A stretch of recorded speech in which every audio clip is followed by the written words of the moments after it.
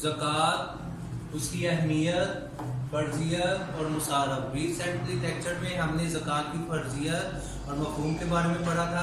आज हम ज़कात की अहमियत के बारे में पढ़ेंगे, जो लॉन्ग क्वेश्चन नंबर 2 है, पेज नंबर 66 पर। लॉन्ग क्वेश्चन नंबर 2 मैंने इधर मेंशन भी कर दी है कि ज़कात की अहमियत के बारे में आप क्या जानते हैं, यानी कि ज़कात के बारे में, ज़कात की अहमियत के बारे में एक तफसील नोट लिखें।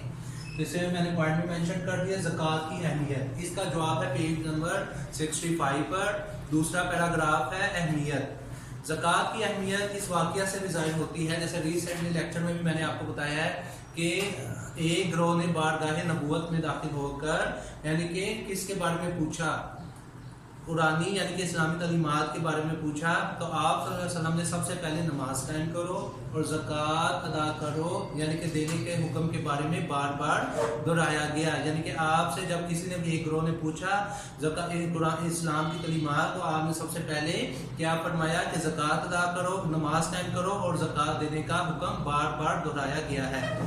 आगे नबी सल्लल्लाहु अलैहि वसल्लम की दूसरा पॉइंट क्या है, नबी सल्लल्लाहु अलैहि वसल्लम की वफ़ात। नबी सल्लल्लाहु अलैहि वसल्लम की वफ़ात के बाद यानी कि हज़रत अबू बकर सिद्दीक़ रज़ी अल्लाह अन्हु ने क्या किया, जिन लोगों ने यानी कि बाद ऐसे ग्रोह पैदा हो गए मक्का के अंदर, मदीना के अंदर, जिन्होंने ज़कात अदा करने से मना किया, जिन्होंने ज़कात के खिलाफ चले, तो आपने हज़रत अबू बकर सिद्दीक़ रज़ी अल्लाह अन्हु ने नबी पाक की तालीमात को आगे रखा, और जो लोग यानी कि ज़कात, जो अमीर लोग यानी कि साबित इस्तात लोग जिन्होंने ज़कात अदा करने से मना किया, उनके खिलाफ आपने अल्म जहाद बुलंद किया।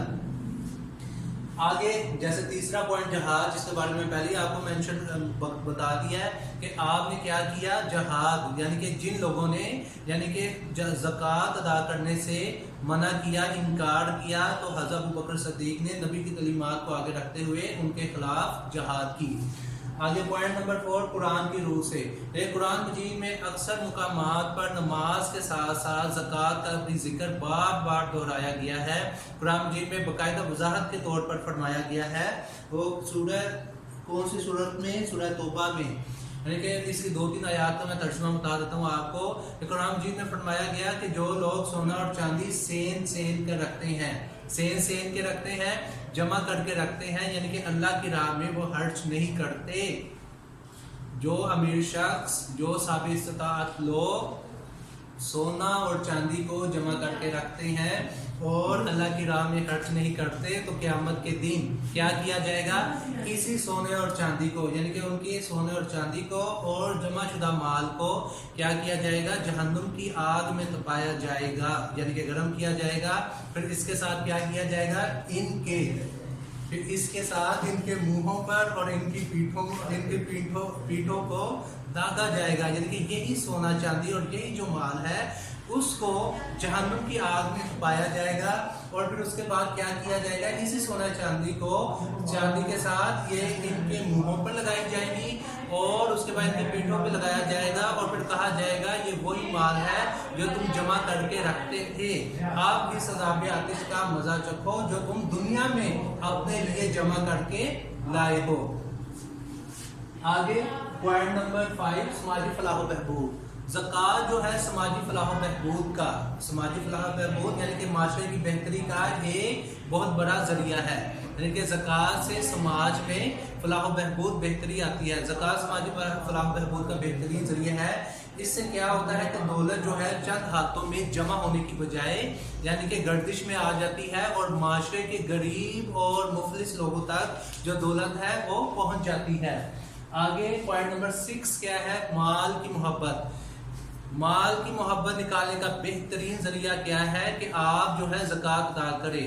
जैसे लिखा हुआ है कि ज़कात अदा करने से दिल से माल की मोहब्बत खत्म हो जाती है और क्या पैदा होता है, गरीबों के साथ, गरीब और मुफलिसों के साथ यानी कि मोहब्बत के जज्बात जो हैं वो फ़रोग पाते हैं।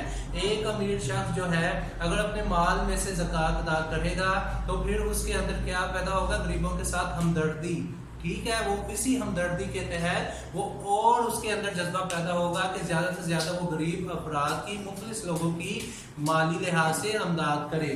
आगे पॉइंट नंबर 7, दौलत की गर्दिश। ज़कात अदा करने से क्या होता है कि दौलत जो है गर्दिश में आ जाती है, ठीक है, यानी कि हरकत में आ जाती है, यानी कि चंद हाथों में जमा होकर नहीं रह जाती। जैसे अमेरिका में और यूरोप में मगर भी निज़ाम ये सिस्टम है कि दौलत जो है वो चंद हाथों में है, यानी कि मेरे पास अगर हम 10 अमीर लोग हैं, सबसे पहला मैं अमीर हूँ और लास्ट में कोई 10 है, दूसरा 10वां है, तो मेरे पास आने के बाद जब दौलत यानी कि मैं कारोबार शुरू करूंगा, तो अगर मैंने दौलत को आगे पहुंचाया तो जो 10वां अमीर है उसके पास जाने के बाद वो क्या होना चाहिए, जो दौलत है वो गर्दिश में आनी चाहिए। नीचे जो लेवल के जो लोग हैं, गरीब तबके के जो लोग हैं, उन तक भी पहुंचनी चाहिए दौलत। लेकिन अमेरिका में और यूरोप में क्या निज़ाम है कि दौलत अगर मेरे 10 लोगों के 10 अमीर शख्स के पास है तो फर्स्ट पर से शुरू होती है कारोबार के सिलसिले में, 10वें तक जाती है, 10वें के बाद फिर वो पहले के पास आ जाती है। तो इसलिए उन्होंने कहा है कि ज़कात, इस्लाम ने, शरीयत इस्लामी ने इतना अच्छा निज़ाम वो कौन सा मुकर्रर करवाया है ज़कात का। दौलत इससे क्या होता है, जब ज़कात अदा करते हैं तो दौलत जो है चंद अमीरों से यानी कि हट कर, यानी कि जब अमीर लोग ज़कात अदा करते हैं तो दौलत की हरकत शुरू हो जाती है, दौलत जो है गर्दिश में आ जाती है और माशरे के गरीब और मुफलिस लोगों की कफालत हो जाती है और उनकी जो माली और अखलाकी और मुफलिसी की जो ज़िंदगी है वो बेहतर हो जाती है। लॉन्ग क्वेश्चन नंबर 2, ज़कात की अहमियत, पेज नंबर 65, ये आपने याद करना है, इसे लिखना है। शुक्रिया।